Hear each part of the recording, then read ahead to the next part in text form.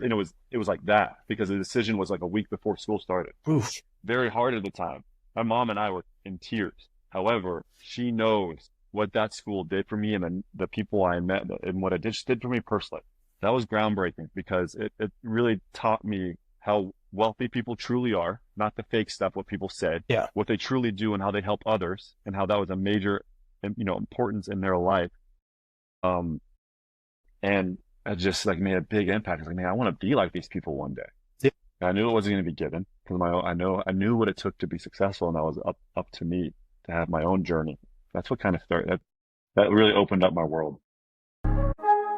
Welcome to the Dealmakers, the podcast where we dive into the stories of entrepreneurs, business leaders, and those that have made game-changing moves in their industry. So today we are joined by John-Mark Bolton, co-founder of ClearDefense Pest Control, a company that went from startup to a multi-state powerhouse in under a decade. We're going to unpack his journey, the strategies behind the company's explosive growth, and what it takes to be a true deal maker in the home services industry. So, John-Mark, welcome, man. Thanks so much for having me. Excited to talk to you, Shane, and I truly appreciate the invite. Yeah, brother. I appreciate your time. You're a busy man, and I've been fascinated with your story. So we've been buds for a little bit, and I want you to take us back to the beginning. You were an athlete with dreams of going pro in soccer, but an injury changed your path. So how did that lead you into entrepreneurship?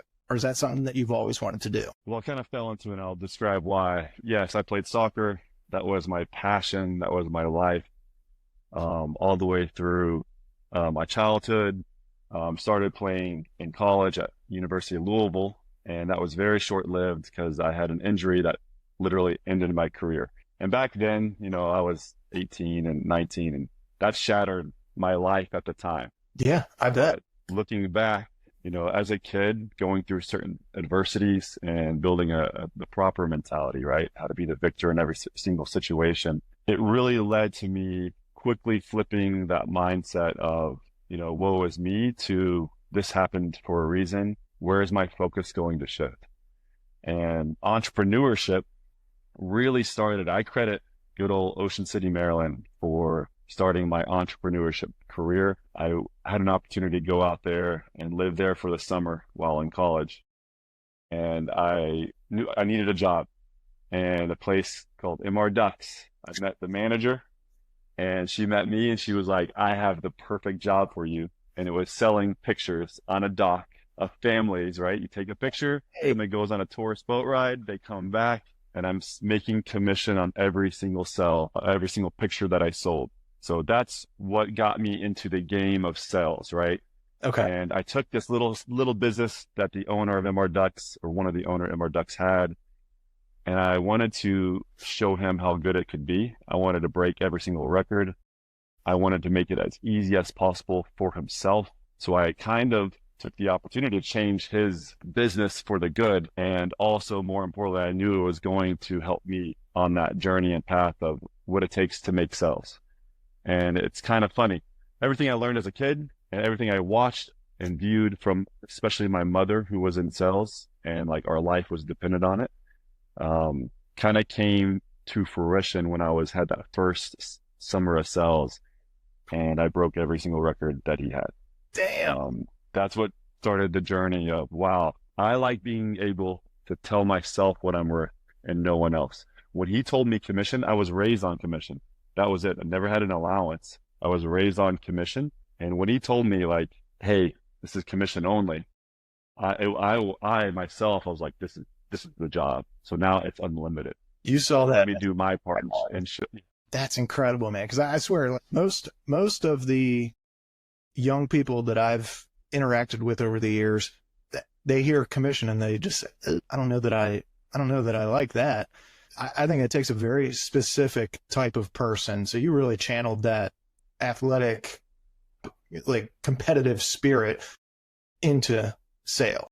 Yeah, no doubt. It was my new soccer, right? It was my new life, and everything was dependent on it. And I fell in love with meeting someone, building a relationship, and making a sell and getting paid for that sell. That was very fun for me. I enjoy talking to people. I enjoy getting to know people, and I truly enjoyed, making it competitive for myself and knowing what are the records. I believe records are there for a reason. And I also believe, well, if that person can do it, why can't I be better at it? But it's up to me. It will not be dependent on anyone else. It'll be dependent on me and my own work ethic and what I know it takes to be successful. Well, that's what started the whole journey of like entrepreneurship. I was like, wow, I knew I couldn't do that forever. I actually did that for 4 summers. Knew I couldn't do it forever, but it allowed me to start thinking, what could I do, right? Become an entrepreneur, because my mindset was different, than the average, especially back then when everyone was seeking their first job after college and wanting that salary. That wasn't for me. Well, you mentioned your mom. What did your mom, what field was she in sales? So she was a teacher when I was very young. When my parents divorced, I was around 4 or 5, and she quickly got approached about Mary Kay. Okay. And Mary Kay I attribute to literally saving our lives, because it taught her proper mindset, right? It taught her how to set goals. And I remember seeing those goal posters as a kid all across our house, and it just kind of resonated with me. And I could verbally hear her every single day on the phone grinding, whether it's in the house, on the phone, or even everywhere we went. If it was Walmart, she was talking about Mary Kay. Kidding. And I didn't understand back then, but man, it's pretty cool now to look back of the sacrifices she took, the work ethic she had, to provide for us. She had to go make it happen. And so it was Mary Kay that I attribute, all of my kind of background in entrepreneurship. It was infused into me as a kid. And I think it's so funny. Like I probably learned a lot about it without knowing. Yeah. So when I had the first opportunity in Ocean City to put it all together, my first sales job, it's probably why I had a great start to it, right? I think sales is a learned ability. It's not, you're not born with it. You have to be willing to get uncomfortable to learn that art, right? And how to communicate to someone, how to show someone, hey, this is what I have to sell, and this is why you can't afford not to have it. That's what you got to be able to communicate to someone. So yeah, that's Mary Kay. I took my homecoming date in a pink Cadillac. No, I was awesome. very proud of that, just because I knew what my mom went. That's so cool, man. So do you think your mom was the person that taught you the fundamentals of making deals? No doubt. Okay. My mom was the sole reason that I know how to make a deal. And she is a passionate person. I am very passionate. But being able to see her, not only during her wins, but her failures and how she handled that was invaluable for myself. That's one of the most important things, because I think a lot of people see the wins, but they don't see the 100 losses that it took to get to that win. And it can be really grinding and defeating, and it's so hard to stay positive when things aren't going your way. So that's exactly right. Yeah. Your mindset is the most important thing that you have to be successful. Did you have any other mentors besides mom in those early years? Clearly, my dad was a mentor in his own way. I saw my dad every other weekend, and my dad was clearly, helped. He was able to help me understand. He was a partner at a CPA firm.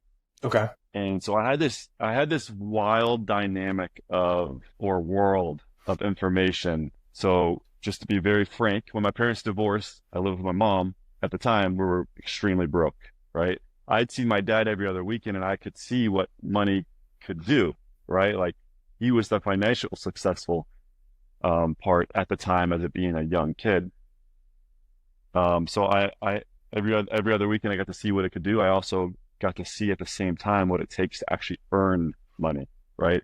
And that it's dependent on you and no one else. So that world of basically 2 different worlds, I got to see how you earn it through the grind that my mom was going through, and everything she has today is because of that, right? From the beginning. And then I got to see what it could do and the good you could do with money, right? So that was very interesting to grow up around those 2 different worlds. And then I got an opportunity because of my dad to go to a high school in Nashville. It was a private school.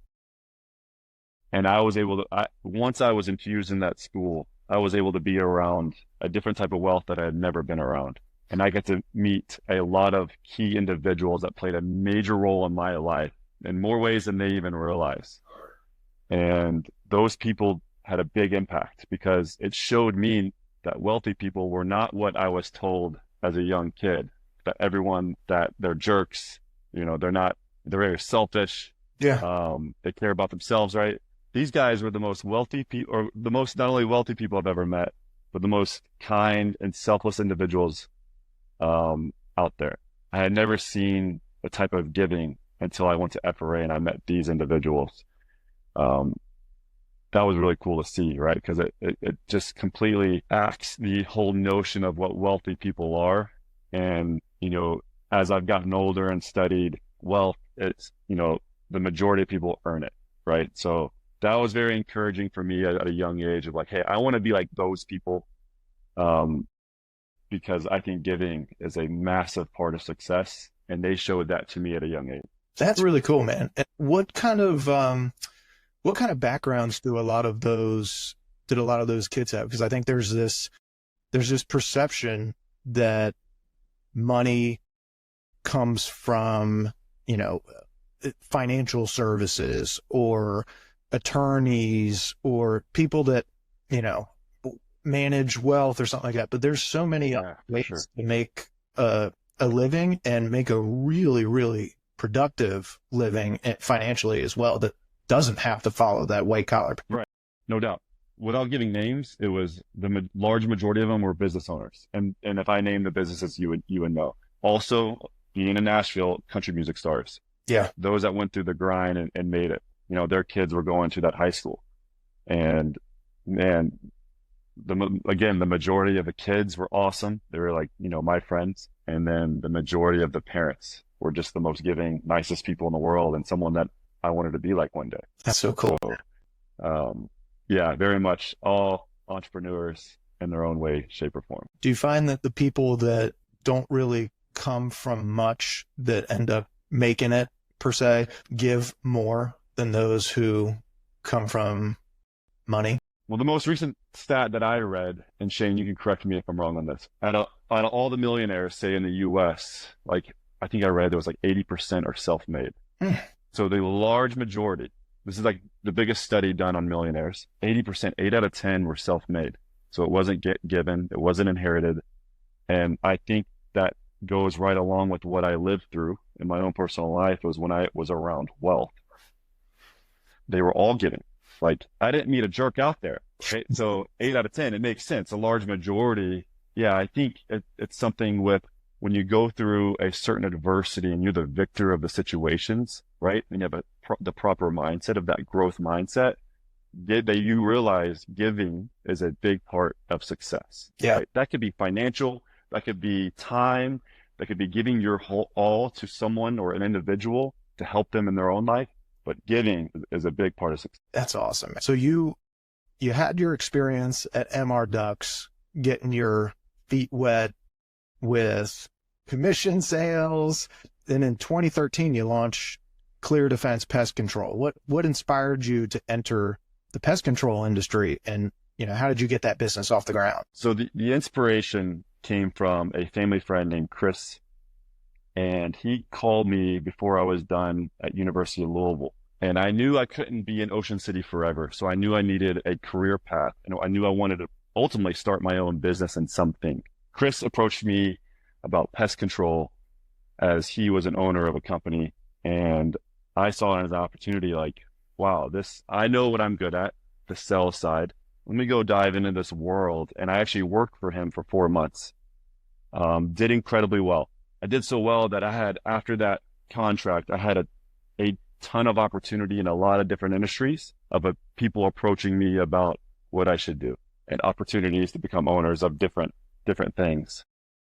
I ultimately, when I landed back, I saw pest control as the route I wanted to take. This was going to be my vehicle to impact as many people for the good as possible. So Chris agreed with my vision, and he left that company and came with me, and he introduced me to Jason. And Jason had been in the industry for so long. Right away, I realized our foundation of what we believe is very, very similar. but they both had an operational aspect of the business and experience that I didn't have and was invaluable.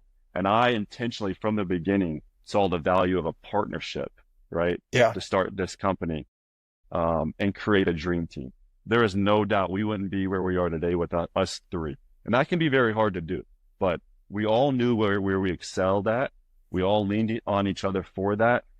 And again, our company has made waves and has landed us where we are just today because of us three as a whole and not, separate. So I was very intentional with the partnership and leaning on the inexperience that I had on the operational side, having a vision of how to sell and how to scale, not just one location, but many. But I knew I needed the best operationally if I'm going to go down this path. And so that's why those guys right away, it's like, this is our dream team. Let's go get after it. Take to those. That's when we started in 2013 and launched ClearDefense Pest Control. Take me into those early days, because in my research, and you correct me if I'm wrong, you went from 0 to $1 million in revenue in just 4 months. Like, that's just like unheard of. So what's the biggest factor behind that rapid success? Was it just you guys having different roles and experience already, or, walk me through those first couple months? Yeah, again, as far as roles within the company, I was sales, marketing, and growth. They were operational and business. And we, when you can mirror those two and they're both are the best at it, and you mirror those two, special things can happen. So we knew exactly how to execute.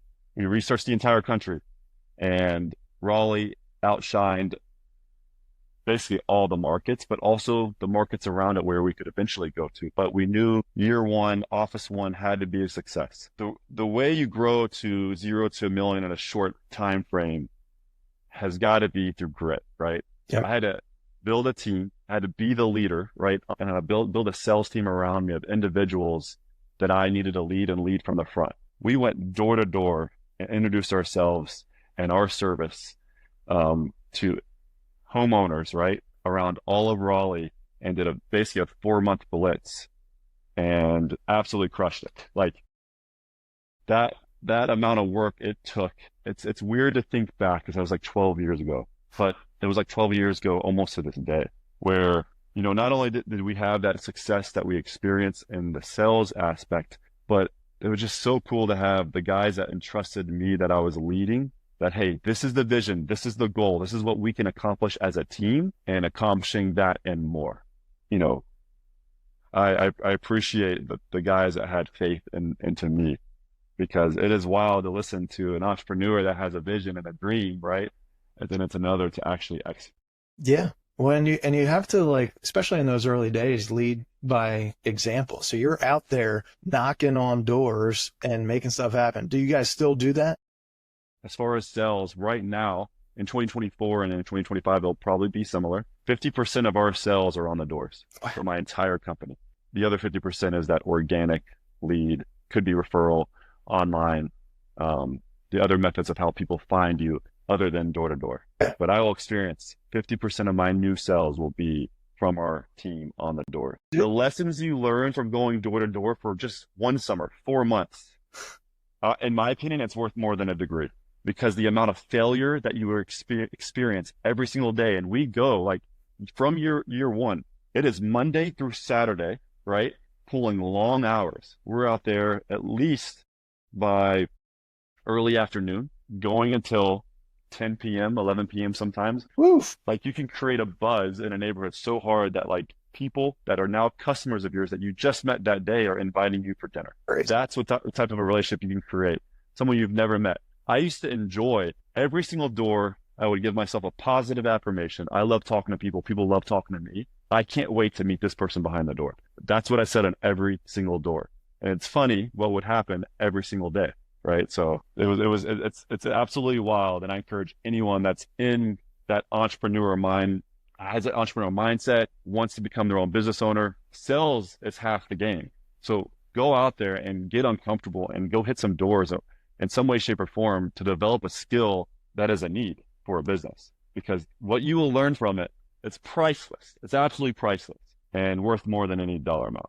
I'm thinking like, oh my God, could I do door-to-door sales right now where we live? we live by some nice people, but I feel like people down south are a lot nicer. You know, it's funny, man. So I have clearly one of my locations closest to you is Fairfax. We will be in Maryland soon, but Fairfax, very similar market to where you live. You'd be shocked. Are there people that maybe you would call rude? Yes, right? But sales, it's not personal. Right. You have to make that black and white. It's not about you. You don't know what an individual has gone through that given day, right? So it's a mindset shift of understanding, hey, I'm going to hit a door and maybe someone will be upset. You have no clue if they lost a loved one that day. Don't take it personal. We're on to the next one with the same happy-go-lucky smile and can't wait to meet this person because guess what? I love talking to people. You know, people love talking to me. So it's those affirmations that help you through that sales process of keeping it black and white. You can never take what people say personal in sales because at the end of the day, it's not about you. Does that make sense? Yeah. So I believe in you, Shane. I think you could do it. There's no doubt. And if you ever want a little tester of selling pest control, I can help you out with that. Hey, I would love it, man. That's so fun. And you know, the pest control industry has been traditionally dominated by long established players, right? The Terminix or Orkin or whoever. What made you guys confident that ClearDefense could break through? When I was young, I had confidence, especially what we had done in the past helped us know and have all the confidence in the world that we could take market share. I mean, was I overly confident? Maybe, but I think competition is a beautiful thing, right? It causes industries and businesses as a whole to get better, right? Someone's going to win. Why not you? So you better believe every day, my actions every day lined up with my goals of the future. So if I'm willing to create the habit of doing the things that others aren't willing to do, or my competition isn't willing to do on a daily basis, there is no doubt we're going to take market share. And there is no doubt, even staying under the radar, that people will see, holy cow, who's this ClearDefense Pest Control company, right? They're doing something right. And now that people have started to realize who we are without us, you know, telling the world and being loud about it. Yeah. So it's, I love those companies because I look up to them, but you better believe it's like a soccer game. I'm going to do everything I can to win. But at the end of the day, I'm going to win or I'm going to learn. So in the long term, there's no doubt we could achieve our goals. Yeah. That's so cool, man. You're getting me pumped up right now. I'm about to. Well, dude, I'm holding back. Sometimes I get hard in the paint. I can get hard in the paint and I get pretty emotional, right? Because I'm freaking passionate about what we do and where we're going. But you can achieve everything and more as long as you believe. I truly, truly believe that. Well, that is how you're building a strong sales culture. If you don't care about it as much, or if you're very laissez-faire, then it's like, how are you going to inspire the people that work under you to? That's exactly right. You have to lead from the front, especially the first 4 years of my business. I was not only scaling the business, but I was also leading a direct sales team within Raleigh. Yeah. I knew that pain was temporary because that was a lot on myself, clearly, but you know, it was a lot on my family. And lucky enough to have the support and my loved one, Shayna, that understood the sacrifice it takes for the long term. She had an athletic background. Most athletes get, especially if you reach a certain level, they get what it takes to be successful. But the first 4 years, had to figure out how to put the right people in the right seat. And not that we were perfect at it, but we were pretty damn good, you know? And if you could put the right person in the right seat, your company will take off. But it starts from one, right? It's like when you're working out and you see someone that may be super strong and you just started, well, guess what? That person had a day one too. Exactly. And if he could do it or she can do it, why can't I? All right. And me being competitive, why can't I and be better than that? You know, like, so that's how I took my new life and business and career. Everything was dependent. I'm not going to be able to support my family the way I want to support them and give them freedoms if I don't do my part. Yeah. If that makes sense. So it all started with proper leadership.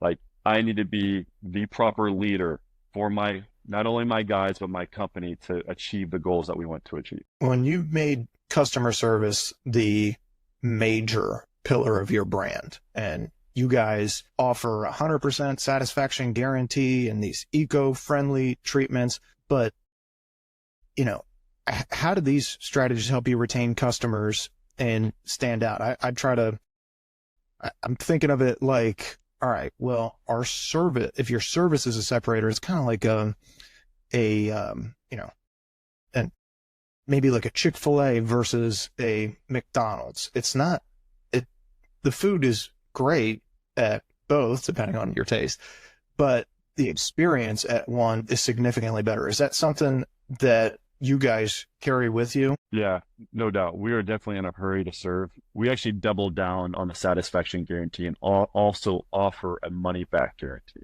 So what that does is risk reversal. If we're not doing the job that you're paying for, well, at the end of the day, what are you paying for? So our money back guarantee just simply states, if you have to call us more than twice about the same issue between services, well, guess what? We're going to come out for free those 2 times, right? But if we still don't have it under control, the next service, the next quarter is on us, right? We failed you. So it's just risk reversal for the customers. Like they want to know you care about what you're doing.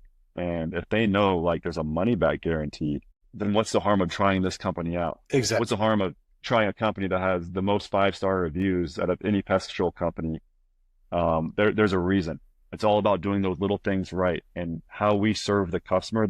If you only knew the half of it, of the little things that we do as a company to actually serve the customer the proper way and our standard, in our book, you'd be amazed. But it's that risk reversal that truly does. Yeah. Well, I think it alleviates a lot of the, you know, pushback or resistance that you would get from a new customer. You know, training the sales guys has got to be intense. I'm assuming. What's it like if I'm signing up to work for ClearDefense Pest Control? What's that training like? Yeah, great question. So that has evolved with time, right? Because in the beginning, it was just me, and you're working with me. Yeah. But as we evolve, it's putting people into place, right, in the right position, and developing a model that's replicable. And so every one of my offices has a local owner in it that has a responsibility of leading a sales team. And now it's evolved to a training program even before these sales reps arrive. Our sales season, the main season, the regular season is summertime, right? Okay. May through August. That's when you get the most amount of bugs, the most pressure. And we have now a system that my leaders follow that's been developed to train sales reps before they even arrive. Back in the day, training started day 1 when they arrived. So it's much better to prep these individuals, right, before they go into this program with us. And it's daily meeting, or not daily meetings, it's weekly meetings with these sales reps, not only to go over the sales, but let's start investing into their lives, right? Let's show them who we are, what our culture is all about. And it's not just winning at business, it's winning at life. If I could help you achieve your life goals, right? Because life, you have business, you got personal, that's all life. What are your life goals, and how can we align those, right? How can I help you achieve those goals? And if you could do that for an individual and they're working for you, you will have someone that will bleed your company and die for it, because you truly care about that individual in their life. Well, that's an employee first culture, which is awesome. I mean, I got to imagine that's the best way to get people bought in and invest in a team driven business. And is that something that you guys do on essentially, do you do like regular check-ins with your people that work with you? Is it something that you handle in the interview process? Hey, what are your goals? What's that like? All the above. Okay. There's no doubt you got to put your people first. And if you take care of your people, the success of the business will follow. That's our approach. We do it from the beginning. And we even ask certain questions to help align us with the proper person. But then it's small things that could help their life outside of work that makes a big impact. For example, we put them through a financial piece, right, that Dave Ramsey offers. That program can change and save someone's life, right? And it's cool to make money, but it's also, in my opinion, cooler to understand that money is a tool and you could just either spend it, save it, or give it. That's it. Yeah. And how do we use it to change other people's lives for the good. And so that's one small aspect that we, invest into our guys and offer to anyone in our company that wants to be a part of it. And that came from, you're going to laugh at this, my father-in-law, who named Dan Stearns. When I asked for Shayna's hand in marriage, so his daughter, he told me, hey, John-Mark, one of the requirements for me to get married to her was to go through this program, go through Financial Peace. And I had never heard of it. And I actually knew Dave Ramsey's daughter lived a couple of houses down from my girlfriend in high school, but I never knew what her dad did. And once I went through the program, I did that program in one day. I watched all the lessons in literally one day because I was like enthralled. I've never been taught this. This is a simple formula and system. I love systems, right?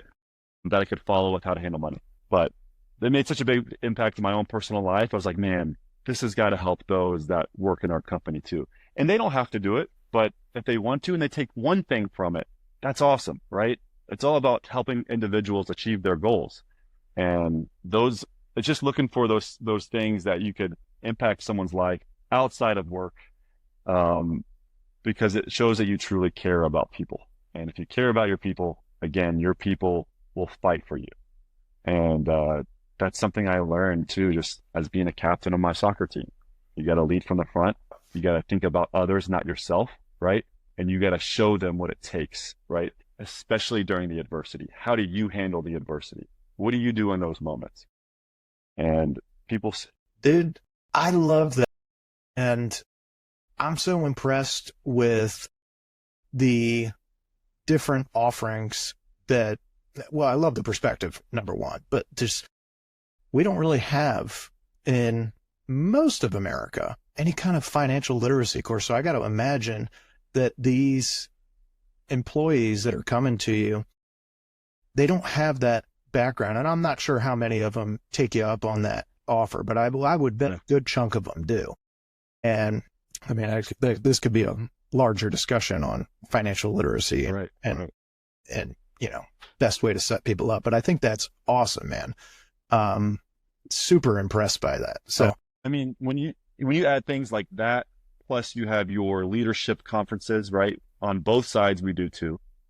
You do things, incentives where you go on a company trip, and for those that earn it. And so the whole company has a chance to get around each other from everywhere, right? You build those relationships. You have something like book club in your meetings. That's investing into someone's life, right? That's not just trying to make them better at the job. So it's those things, Shane, that people miss. And I think people see and they notice the difference when they experience working for us. That's culture building, man. God, I'm so impressed. All right, ClearDefense, now in over 20 markets and growing. What's the next big move for the company? Well, we're about to be over 30 markets a month from now. But biggest move right now for us is we are growing horizontally, but now also focusing on that vertical growth.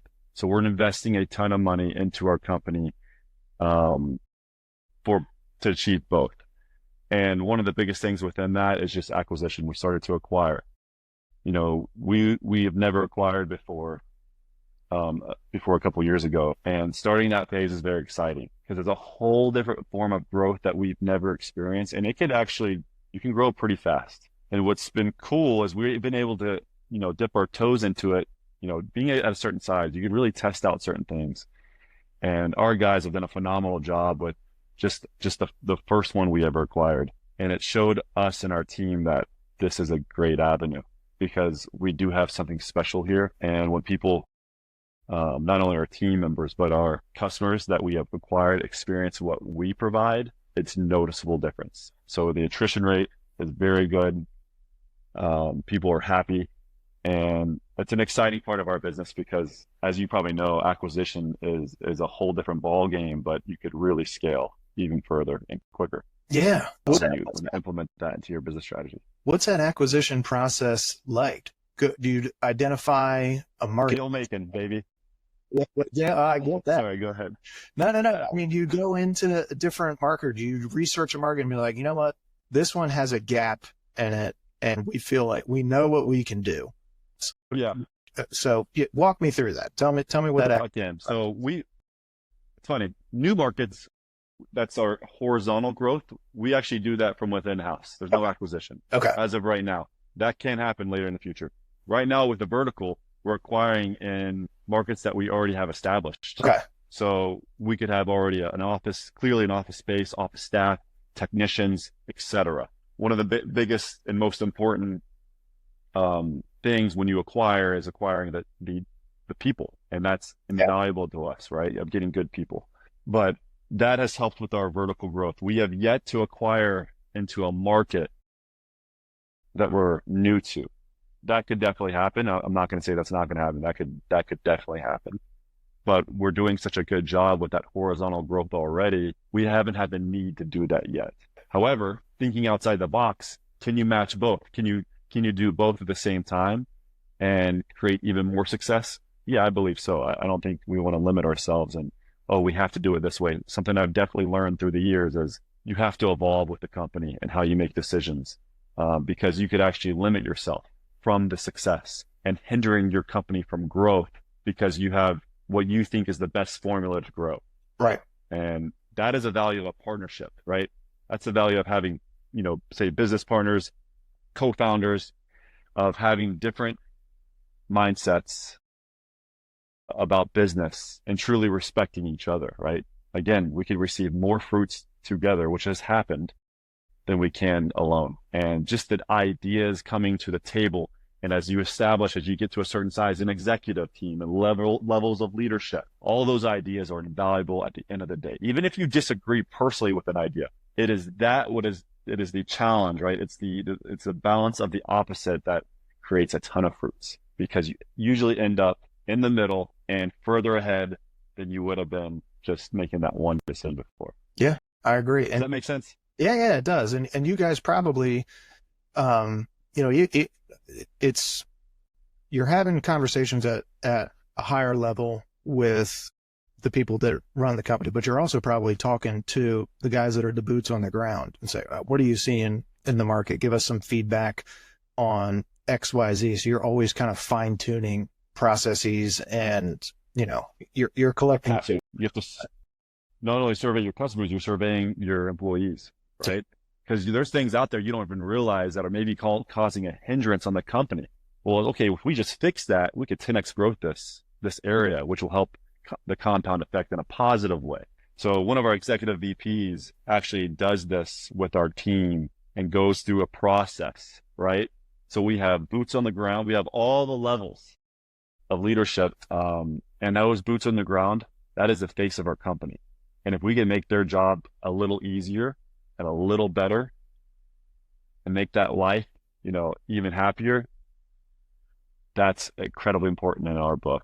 So yeah, we actually have systems in place to do just that. And we are not perfect, but you better believe we're striving to learn from our failures and striving to get better.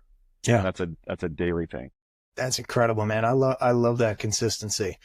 So every deal maker has one defining move that changed the game. For you guys, was it the rapid expansion into multiple states, or was there another pivotal deal that kind of took the company to the next level? For me, it was, we had that one location where I live in Raleigh. That was our first location, Raleigh area. It was the biggest deal for me, and it took just as much faith from this individual, was showing how we can grow and scale. And that's creating a multiple locations, right? That first location in Charlotte, an individual named by Chase Harrison, he's one of the guys that came to ClearDefense as a salesman year one from the ground up. He had faith. He had blind faith in what I was telling him, because the company wasn't even started yet. But those that are willing to put in the work and always do the right thing, right? Success will chase you. Chase is that. He had faith in what I was telling him. He had faith that it would be success. And I think showing the company as a whole that when we went into that second location, this is good for everyone, that holy cow, we're going to scale very fast, right? And having someone like Chase lead that first expansion was invaluable. And that guy is a special human being. And But if I didn't have him on my team, maybe we aren't here today Yeah. talking to each other, right? So it's having just good people that believe in you. And that deal of that, that first expansion, our second location ever, him becoming a local owner into that location was a pivotal deal for our business because it proved that we could replicate this and maintain who we are, maintain our culture, maintain what makes us special. And in the same boat, change his life for the good. Yeah. So that was probably the biggest deal for us because now, say 30 locations later, that has taken off and we are further ahead than we thought we would be, from the beginning. You mentioned your partners. Have your guys' roles changed over time, or are you guys still pretty much, I specialize in sales and marketing, you guys specialize in operations? Walk me through that evolution if there is one. Yeah, it's been a very cool process. Yes, we know what we're very good at, and I still lean on this day in certain aspects of operation from the other co-founders, Jason and Chris, as they may vice versa on like sales and marketing. But what's been a cool and to evolve, and as we build out our exec and our leadership team, is being able to lean on those guys as well. Because now they've got a decade of experience, right? These guys are all from within that we've promoted to these levels and have earned it. We have truly changed. Just this past year, we hired an exec team. So we now have, the way the roles have shifted is we've given power to these guys in this way. We have a CEO in Chase Harrison. We have 2 executive vice presidents, one being Bo C and the other being Josh Whitelock, right? And then we have levels of VPs underneath that. So we're allowing us to get out of the way in a sense, and these guys to have major impact within the company, which I see as a very good thing. Because guess what? There's new ideas. They're fresh ideas. Some of these guys are younger, and it empowers them to make an impact for this company for the good. Because we all know what our next 10-year goal is. Yeah. We all know what we did the previous 10 years. And giving those guys power, there's just no better feeling, right? Whereas myself, Jason, and Chris really made those decisions for so long. Well, now let's let these other guys start to make some key decisions for the business and help guide the ship as well. So that's been very cool feeling for, I know, all of us founders, is to see these guys not only be willing to step into this role, but thrive. These guys are absolute studs, and we are fortunate to have them on our team. Well, that is really interesting because that's so hard to do, because this is your company, this is your baby, you created this, and to be able to step away, not necessarily step away, but to empower others to make a lot of those decisions that you were making, that's got to take a ton of faith. And it tells me that you guys know that you've given them all the experience and wisdom that they can have in order to do that. And you know that they're going to not only continue what you were doing, but help you do it better. Yeah. It's the fulfillment aspect, right? Clearly we have faith in what we're doing and what we're going after. You have to have faith. That's a foundational thing you must have. But, it's funny. These guys are ex-pro athletes, ex-college athletes. Like, they're individuals. It's funny. Like, they're very similar to us, but in a different way and in a very good way. And they're bringing ideas to help further our company to where we are not complacent within what we've done in the past. It's like, cool, we've reached a level. Guess what? There's levels to this. What are we going after next? And it's just a feeling that it's hard to describe. You can't put a price tag on it. A feeling of fulfillment that I think fulfillment is the best feeling in the world when you truly have that fulfillment aspect. So yeah, it's been a very cool and interesting transition in that manner to see this. The more and more we they're in that, or the longer and longer they're in those positions, the more and more you see like, oh, this is good. This is very good for the company as a whole. Again, just fortunate to have guys like that. That's cool, man. I mean, the athletic aspect of it in the background, I'll harp on for a second. So that mindset is very unique. And I think it takes a truly competitive spirit to be able to do that. So one of my favorite athletes, some people don't like him, Tom Bolton. It's his mindset on everything is obviously win, win, win. It's almost maniacal. But they would ask him after each Super Bowl, which one is your favorite? He said, the next one. Do you ever find yourself feeling like, all right, I'm fulfilled. This is something that I've built. I love. Do you ever feel satisfied, or is it always, all right, this is good, but let's get the next one?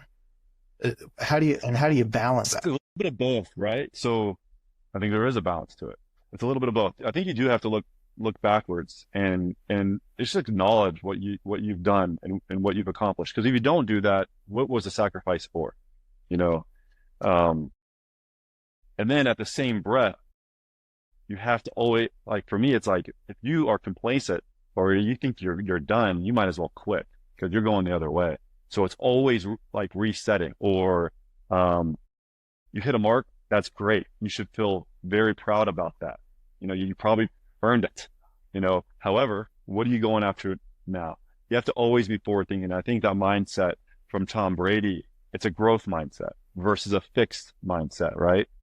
And growth mindset is something you have to have because this life is a process. And the moment you feel like you figured it out, or the moment you feel like you've achieved and, hey, I'm good, you're going backwards, right? And it's the old analogy of like, you have an axe, and every day, are you sharpening that axe or is it becoming dull? And I strive always to how am I sharpening my axe? And that's my mindset. So I love that Tom Brady he's a GOAT for a reason. And people need to understand that mindset is the most important thing to success. And people will be their biggest enemy during this whole process of life. They need to learn how to get out of the way. Does that make sense? Oh yeah, I agree. They need to look in the mirror and understand, hey, I myself tell myself what I am worth. No one else. My success is dependent on me. No one else. And if you truly have that faith, I truly believe you do the right thing, you do your part, the success in life will chase you. But if you chase it, it's going to run away. There's no doubt. What's the biggest lesson that either this business has taught you or any business? Failure is a good thing. I think that started with soccer and developing the proper mindset, but seeing, the storm and actually going after it, knowing that the challenge, no matter what, will make you better. I started a business, as you mentioned. It was an online business. When I was in college, I took all the money I made in Ocean City and I could put it into this business. And it was my investment into myself. It was not a financial success. Yeah. But it taught me it was a failure, right? Financially, it was a failure. But what I learned from it allowed me to put everything I learned. That was a life experience, right? Before that business and that business, it allowed me to put it when pest control came across my plate and I saw it as a major need. I was like, this is going to be it. This will be the vehicle to impact as many people for the good as I can. So, well, I think that's the failure, man. Yeah. I don't think people realize how many times entrepreneurs have tried other businesses. And there's some famous stories out there of guys that have been, maybe it's an invention, maybe it's a service, and it flops and it fails. And they could just pack it in and, go get a desk job somewhere. But they keep going, keep persisting, and eventually something hits. And it's the mindset. It's the mindset. And so the most important thing is they didn't quit. Yeah. Right. Although one thing could be a failure, trying again, right? Learning from that and applying it to the next. Like, whom of you could actually do that? And it takes the strongest to be able to get up again and get after it. Yeah. Maybe you fail 100 more times, but I believe if you have faith, you're going to make it happen. What's the best piece of advice you would give for young entrepreneurs? One, have a vision. Have to have a vision of what you want to accomplish in your life and put it onto a whiteboard that you see every day. I do that with my kids and ourselves. Every day in my bathroom, I see our vision. Two, you have to create the habit of doing the things that others aren't willing to do. on a daily basis, right? So you have your vision, you have your goals. All right, do your actions today line up with your goals of the future? So if you're doing something that others aren't willing to do every single day, you're going to achieve what you want. So creating those habits, those good habits, that would be my biggest advice to any entrepreneur. Yeah. What's one book that every business owner should read? For me, it's a simple book. It's called The Go-Giver. As I read it, it's everything I believed and everything I had learned about what creates success. So it's called The Go-Giver.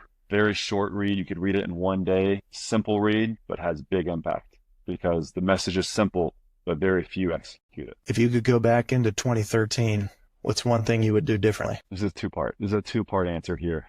One, I don't know if I would change anything as far as in 2013 of my vision and what we wanted to accomplish, right? Yeah. And know what to achieve. So I would encourage myself, you're on the right path, because you had a lot of naysayers, right? And didn't even understand why you're getting into pest control.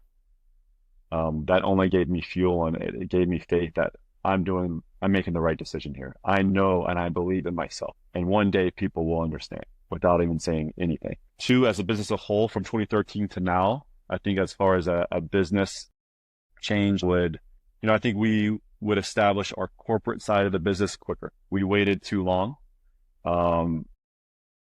to build that corporate structure for the business. You win or you learn, and that was a learning experience. It didn't jeopardize the big picture. It didn't jeopardize the company. But if I could do it all over again, I would have awareness of how fast we're growing and how heavy the weight is becoming of the entire company. And you need a corporate structure to maintain that weight. What's the best deal you've ever made? For me, it would be the first sale we ever made in ClearDefense Pest Control's history. That was the start of something that is hard to describe to this day. That I remember that first customer I signed up on the door. It was day one, late night. I want to show some of the guys that were there early to help sell. I want to show them how it's done. It was like 6 o'clock at night, and I will never forget those people. It was a big deal to me. Do you have that framed anywhere? I actually do. It used to be at the office. It's now in my house.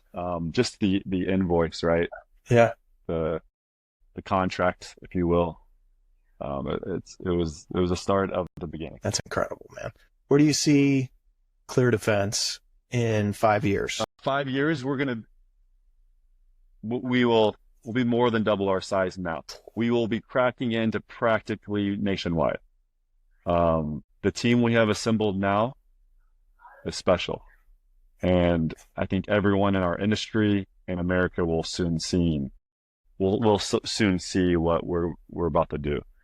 But yeah, we will more than double. We will be approaching that nationwide brand name, but there's a lot to do that we have to accomplish to make sure our actions today line up with the goals of the future. That's incredible, man. John-Mark, this has been an awesome deep dive into your journey as a deal maker. Where can people learn more about ClearDefense Pest Control? They can simply go to ClearDefensePest.com and research us. I encourage that. Look us up on Google, see what people say. Our customers really speak for ourselves.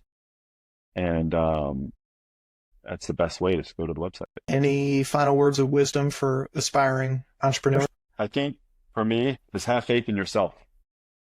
Like, don't ever give up on the dream. And if you develop that fortitude and that proper mindset, you will accomplish more than you realize. And there will be more fruits from your labor. But you got to believe. Just believing in yourself, I think, is where it all starts. Hell yeah. John-Mark, thank you for joining us, man. This has been awesome. Sorry, Shane. I hope everybody... It's been a pleasure. Yeah, well, it's been awesome. And I hope everybody that listens to this and watches this enjoyed the episode. And make sure that you subscribe, review. Until next time, let's make these deals happen. Love it. Thanks, guys.